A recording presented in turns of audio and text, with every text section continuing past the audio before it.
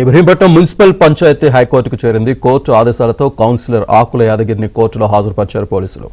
ఆకుల యాదగిరి కనిపించడం లేదని కుటుంబ సభ్యులు హెబియస్ కార్పస్ పిటిషన్ దాఖలు చేశారు.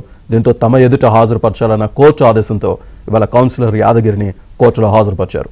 ఇప్పటికే ఇబ్రహీంపట్నం చైర్మన్ ఎన్నికపై హైకోర్టు మధ్యంతర ఉత్తర్వులు జారీ చేసింది.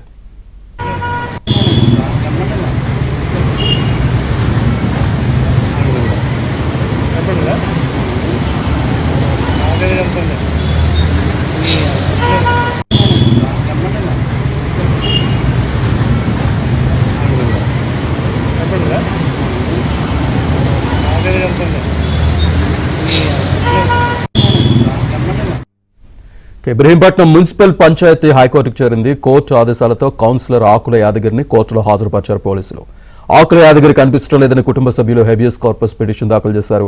దీంతో తమ ఎదుట హాజరుపరచాలన్న కోర్టు ఆదేశంతో ఇవాళ కౌన్సిలర్ యాదగిరిని కోర్టులో హాజరుపరిచారు. ఇప్పటికే ఇబ్రహీంపట్నం చైర్మన్ ఎన్నికపై హైకోర్టు మధ్యంతర ఉత్తర్వులు జారీ చేసింది. పూర్తి డీటెయిల్స్ మా క్రైమ్ కరెస్పాండెంట్ ప్రవీణ్ అందిస్తారు. ప్రవీణ్, ఇబ్రహీంపట్నం చైర్మన్ ఎన్నికపైన తెలంగాణ హైకోర్టు నిన్న స్టే విధించింది. అయితే మరోవైపు 19వ కౌన్సిలర్ ఆకుల యాదగిరి మిస్సింగ్ అయ్యాడని, కిడ్నాప్ గురయ్యాడంటూ కూడా వారి కుటుంబ సభ్యులు హెబియస్ కార్పస్ పిటిషన్ వేయడంతో 2 రోజుల క్రితం తెలంగాణ హైకోర్టు ఇబ్రహీంపట్నం పోలీసులను ఆదేశించింది. ఆకుల యాదగిరి ఎక్కడున్నా న్యాయస్థానం ముందు హాజరుపరచాలంటూ కూడా 2 రోజుల క్రితం ఆదేశాలు ఇచ్చినటువంటి నేపథ్యంలో కొద్ది నిమిషాల క్రితమే ఆకుల యాదగిరిని తెలంగాణ హైకోర్టు ముందు ఇబ్రహీంపట్నం పోలీసులు హాజరుపరిచారు.